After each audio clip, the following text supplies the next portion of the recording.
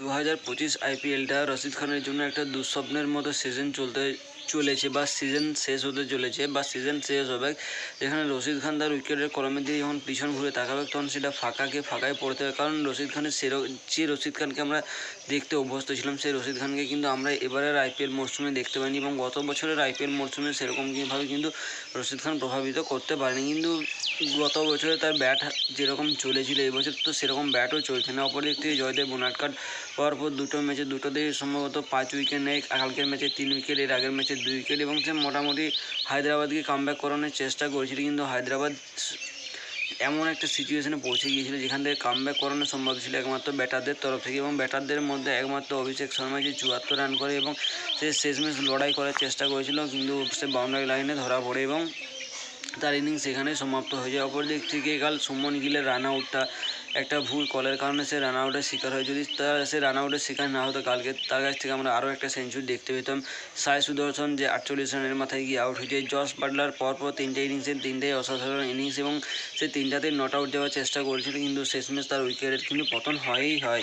অর্থাৎ কাল গুজরাট টাইটান্স প্রথমে ব্যাট করতে নেমে 224 রান করে 6 উইকেট হারিয়ে, যেখানে captain Gill 76, wicket keeper batsman Buttler 64 এবং সাই সুদর্শন 48 রান করে। জয়দেব বোনাটকাট 45-এ 3, প্যাট কামিন্স 40-এ 1 এবং জিসান আনসারি 42-এ 1 উইকেট নেয় এবং তারই ওভারে রান আউটের শিকার হয় কিন্তু সুমন গিল।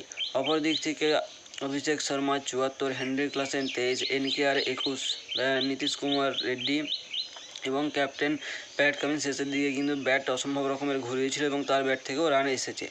প্রসিদ্ধ কৃষ্ণা 19-এ 2, মোহাম্মদ সিরাজ তার গত ম্যাচে উইকেট কলম পুরো খালি ছিল, কালকের ম্যাচে সে 2 উইকেট নেয় 33 রান দিয়ে এবং ঈশান্ত শর্মা 35 রান দিয়ে 1 উইকেট নেয় এবং রশিদ খান কালকে 4 ওভারে 50 রান কনসিড করে এবং রশিদ খানের যে রেপুটেশন ছিল সেই রেপুটেশন কিন্তু ধীরে ধীরে কম হতে চলেছে। অপরদিক থেকে কালকের ম্যাচ যদি আমরা দেখি, টোটালি প্রথম থেকে অর্থাৎ ওভারের শুরু থেকে কিন্তু ডমিনেন্স চালিয়ে গিয়েছে গুজরাট টাইটান্সের টিম।